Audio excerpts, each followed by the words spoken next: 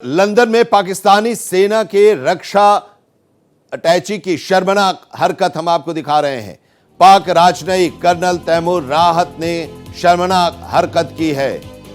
प्रदर्शन कर रहे भारतीयों की तरफ घटिया इशारा किया गया।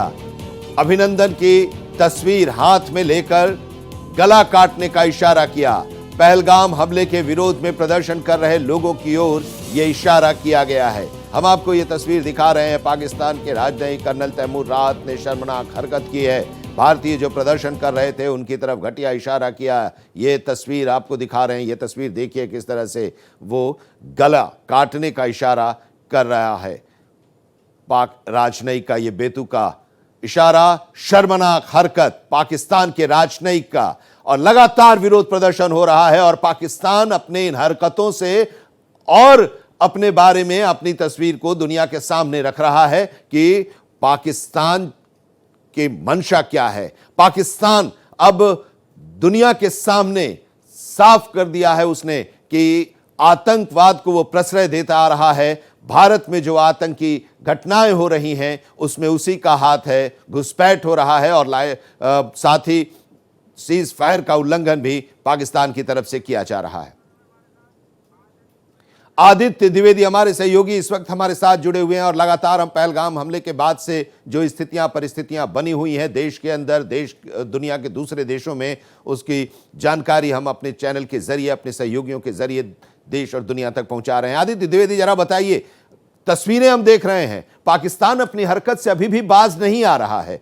तमाम कार्रवाइयां हो रही हैं, पानी रोक दिया गया, हाहाकार पाकिस्तान में मचना शुरू हो गया है। लेकिन पाकिस्तान का एक राजनयिक जो हरकत करते हुए भी देखा गया, गला काटने का वो इशारा कर रहा है जब लोग प्रदर्शन कर रहे हैं और इस घटना की निंदा कर रहे हैं, वो बाज नहीं आ रहा है।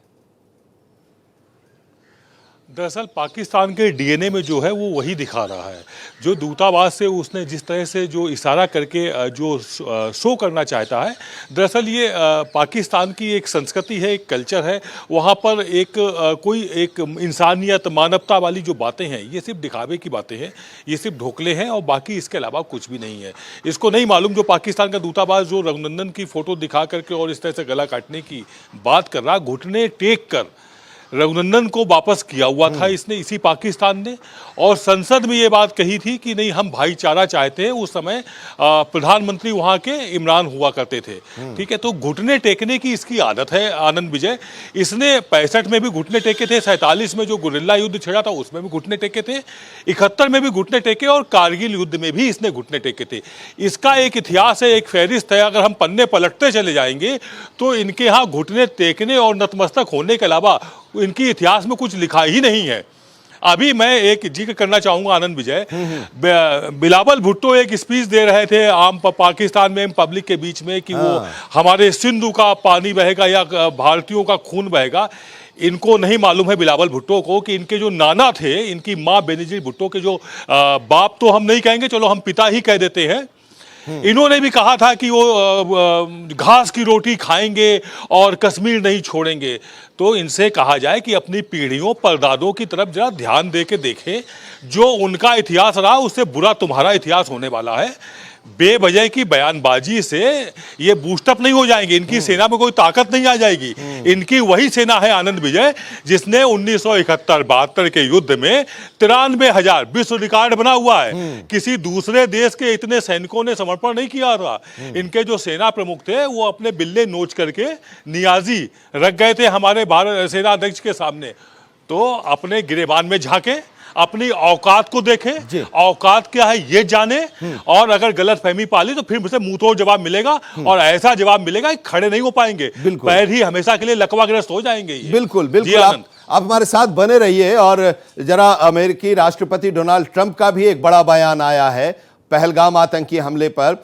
डोनाल्ड ट्रंप ने कहा है कि दोनों देशों के बीच बढ़े तनाव पर जो ट्रंप की प्रतिक्रिया आई है, हम आपको बता दें कि उन्होंने लिखा है कि मैं दोनों देशों के नेताओं को अच्छे से जानता हूं। भारत पाक सीमा पर हमेशा से तनाव रहा है, उस सीमा पर 1500 सालों से तनाव है। दोनों देश इसे किसी न किसी तरह से सुलझा लेंगे। ट्रंप ने कहा कि मैं भारत के बहुत करीब हूं और मैं पाकिस्तान के भी बहुत करीब हूं। और कश्मीर में वे 1000 साल से लड़ रहे हैं। कश्मीर का मुद्दा 1000 साल से चल रहा है, शायद उससे भी ज्यादा समय से। वह एक बुरा हमला था। उस सीमा पर 1500 सालों से तनाव है, यह वैसा ही रहा है, लेकिन मुझे यकीन है कि वे इसे किसी न किसी तरह से सुलझा लेंगे। मैं दोनों नेताओं को जानता हूं। पाकिस्तान और भारत के बीच बहुत तनाव है, लेकिन यह हमेशा से रहा है। डोनाल्ड ट्रंप का ये जो आया है स्टेटमेंट, जरा सुनिए। Close to Pakistan, as you know, and they've had that fight for 1,000 years in Kashmir. Kashmir's been going on for 1,000 years, probably longer than that. And it was a bad one yesterday, though. That was a bad one. Over 30 people. Are you concerned that there's now tensions on the border between them? Are you concerned about how concerned are you about that? The tensions on that border for 1,500 years. So, you know, the same as it's been, but they'll get it figured out one way or the other. I'm sure that I know both leaders. There's great tension between Pakistan and India.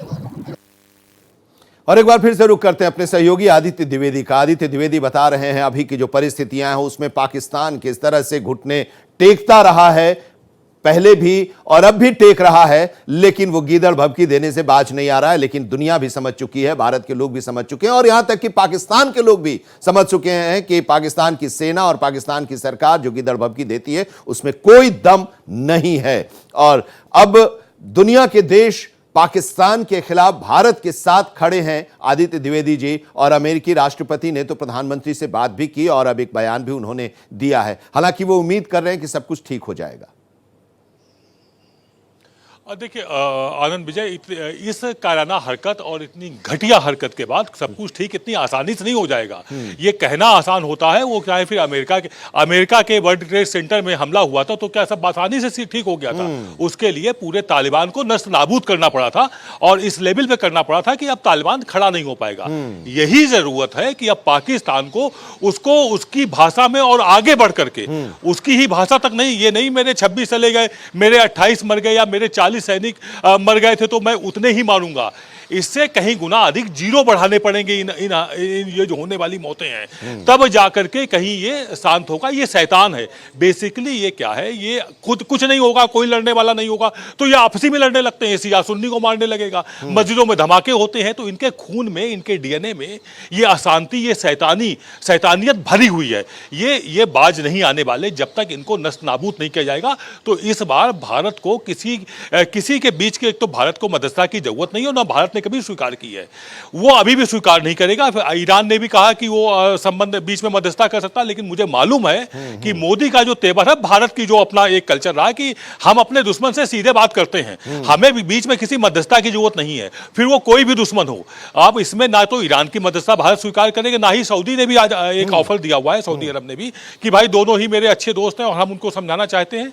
लेकिन जो लड़ाई हुई है वो पाकिस्तान ने शुरू की है, ये जो हरकत शुरू की है पाकिस्तान ने शुरू की है, इसका अंत अब भारत करेगा और फाइनल करेगा। अब ये कोई strike, surgical strike, air strike, इन सबसे काम नहीं चलने वाला है। अब आर पार की लड़ाई होगी। जो जमीन है जहां पर ये पनप रहा है आतंकवाद, उस जमीन को भारत को अपने कब्जे में लेना ही होगा। बिल्कुल बिल्कुल। और प्रधानमंत्री ने भी बिहार में मन से ये कहा भी है कि जो जमीन है उसको भी अब खत्म कर देना है, आतंकवाद जहां से पनप रहा है, ये बात उन्होंने कही है और इसके बड़े मायने निकलकर सामने आ रहे हैं। आप हमारे साथ बने रहिए, कुछ और तस्वीरें हैं, कुछ और खबरें हैं, जरा हम अपने दर्शकों को बता दें। संयुक्त राष्ट्र सुरक्षा परिषद के सदस्यों ने जम्मू कश्मीर के पहलगाम में हुए आतंकवादी हमले की कड़े शब्दों में निंदा की है। सुरक्षा परिषद ने इस घृणित आतंकवादी कृत्य के अपराधियों, आयोजकों और प्रायोजकों को न्याय के कटघरे में लाने की आवश्यकता पर जोर दिया है।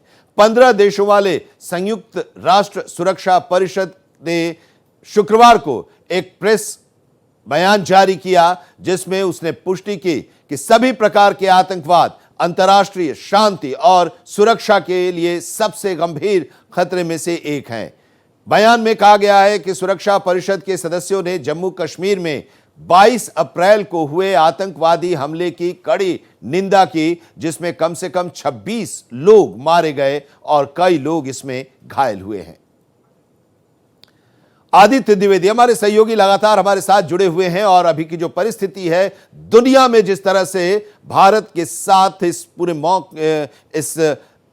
मौके पर भारत के साथ दुनिया के देश खड़े हैं, अपना समर्थन दे रहे हैं, उसके बारे में वो लगातार चर्चा कर रहे हैं। और अब तो यूनाइटेड नेशंस ने भी इसकी आलोचना की है। और साथ ही आदित्य द्विवेदी जी, सवाल अब ये है कि कुछ समय पहले आप लोग ये खबर भी दे रहे थे और हम लोग उस खबर को लेकर चर्चा भी कर रहे थे कि पाकिस्तान में भुखमरी है, आटा के लिए किस तरह से सड़क पर उतरकर लोग एक दूसरे की खून बहा रहे थे, लाइन में लगे रहते थे और सेना को सड़क पर उतरना पड़ा था। लेकिन अब भी पाकिस्तान नहीं समझ रहा है। कटोरा लेकर घूम रहा था पाकिस्तान, कहीं से कोई पैसा नहीं मिल रहा था। थोड़ी बहुत मदद IMF या वर्ल्ड बैंक से मिली तो फिर अब उसको आतंकवाद को बढ़ावा देने में ये पैसा लगाने लगा। और जब पानी सिंधु का रोक दिया गया तो जाहिर सी बात है कि एक बार फिर वही स्थिति पाकिस्तान में देखने को आने वाले समय में मिलेगी। ये हालात जो अभी हैं वो नहीं रहेंगे। जब सिंधु का एक बूंद पानी नहीं पहुंचेगा एक समय के बाद, जो एक क्राइटेरिया तैयार किया हुआ है भारत सरकार ने, उसके बाद जो वहां पर त्राहिमाम होगी वो वहां पर सूखे और अकाल जैसे हालात होंगे। मैं बताऊं आपको, मैं 2008 में पाकिस्तान गया था, 15 दिन पाकिस्तान रहा था और वहां का जो मैंने उस समय जो हालात जाने हुए थे वो भी बड़ा बुरे हालात थे। देश लगभग खत्म हो चुका है। देश को जिंदा रखने के लिए ये कश्मीर का राग अलापते रहते हैं। जब मैं 2008 में गया था तो वहां पर 95% जो आबादी है वो कंगाली की जीवन ही जी रही है। वहां पर बच्चे इसलिए पैदा किए जाते हैं कि माँ बाप उनको मदरसों में दान कर सकें, वो आतंकवादी बन सकें और उसके बदले जो उनको मदरसों से पैसे मिलते हैं उससे माँ बाप उनके खाना खाते हैं। इस तरह का देश बन चुका है। ये हालात हैं, ये हालात 2008 के हैं। 2008 से लेकर अब तक अगर हम ध्यान दें तो 17 सालों में तो और बदतर हालात हो चुके हैं। वहां पर अगर सऊदीया से, मुस्लिम राष्ट्रों से पैसे ना आए तो ये सुबह शाम की रोटी ना खा पाए। हालात इस लेवल पर है। अब जबकि सिंधु समझौता पूरी तरह से रद्द होने के कगार पर है, बंद कर दिया गया है, रोक दिया गया है। अब ऐसे में जब पानी वहां नहीं पहुंचेगा तो वहां जो बिजली की संकट से वैसे ही वो जूझ रहा है। 24 घंटे में मुश्किल से 8-10 घंटे गर्मियों में बिजली आ पाती है, वो बिजली भी नहीं मिल पाएगी क्योंकि बिजली से जो बने हुए संयंत्र हैं, जो वहां पर प्लांट लगे हुए, वहां बिजली का उत्पादन भी रुक जाएगा। 90% वहां जो खेती होती है, जो पाकिस्तान का पंजाब प्रांत है, वहीं पे उपज होती है जिससे पूरे देश को उनको खाना मिलता है, वो सूखाग्रस्त हो जाएगा। वहां पर पूरी तरह से सूखा होगा तो उसके बाद आप समझिए जब अन्न का एक दाना नहीं पैदा होगा तो उसके क्या हाल होंगे। ये जो एक स्ट्राइक की गई है एक तरह से सिंधु वाली, ये बहुत ही अच्छी है, ऐतिहासिक कदम है। और ये ऐतिहासिक कदम उठाने की हिम्मत प्रधानमंत्री मोदी ही ले सकते थे, जिन्होंने करके दिखा दिया है कि हम सिंधु का पानी रोकेंगे। इसके बाद पूरी तरह से आर्थिक रूप से ये भुखमंगा नंगा देश पूरी तरह से कंगाल होगा और अपने आप ये एक दूसरे को मार डालेंगे। जब इनको खाने को नहीं मिलेगा तो ये लूटपाट मचेगी। ये काबिलाई स्टाइल में रहेंगे। अभी भी वहां पे तमाम काबिलाई स्थान बने हुए हैं और वहां के उनके अपने सरपंच हैं, वहां सेना की भी नहीं चलती है। बलूच में कल 10 पाकिस्तानी सैनिक मार दिए गए। गृह युद्ध के कगार पर तो ऑलरेडी वो है ही है। उससे आम पब्लिक का ध्यान बटाने के लिए इस तरह की ये हरकत करते रहते हैं। कभी कश्मीर का राग अलापेंगे, कभी कोई राग अलापेंगे। ये सारे राग अब खत्म होने चाहिए, बंद होने चाहिए। कश्मीर के राग पर तो फुल स्टॉप लगना ही चाहिए। आनंद विजय, बिल्कुल। अब एक चीज और है, जैसे कि अब पाकिस्तान की सेना जो है अब वही सुप्रीम होती है, ये प्रैक्टिकली देखा गया है। और पाकिस्तान के जो सेनाध्यक्ष हैं उसमें 80% से ज्यादा जो पाकिस्तानी सेनाध्यक्ष रहे हैं, रिटायरमेंट के बाद वो पाकिस्तान छोड़कर दूसरे देशों में चले जाते हैं। पाकिस्तान के जो प्रधानमंत्री या राष्ट्रपति रहे हैं उनकी भी हालत आप देख ही रहे हैं। जुल्फिकार अली भुट्टो, जो अभी ये भुट्टो जो चिल्ला रहे हैं, उनके नाना को फांसी लगाई गई थी। उनकी मां को उन्हीं आतंकवादियों ने, जिनको ये लोग पाल पोस रहे हैं, उन्हीं आतंकवादियों ने उनकी मां की हत्या कर दी। नवाज शरीफ को देश छोड़ना पड़ा था, परवेज मुशर्रफ को देश छोड़ना पड़ा था, इमरान खान जेल में हैं और अब अभी जो प्रधानमंत्री हैं, अब इनका क्या होगा ये तो समय बताएगा। और वैसे में अब ये लोग भारत की तरफ आंखें उठाने की हिम्मत करने की कोशिश कर रहे हैं। यह भी अपने आप में एक अजीब विडंबना है। इनको रतौंधी है इनकी आंखों में मोतियाबिंद है, इन्हें कुछ दिखाई नहीं दे रहा है।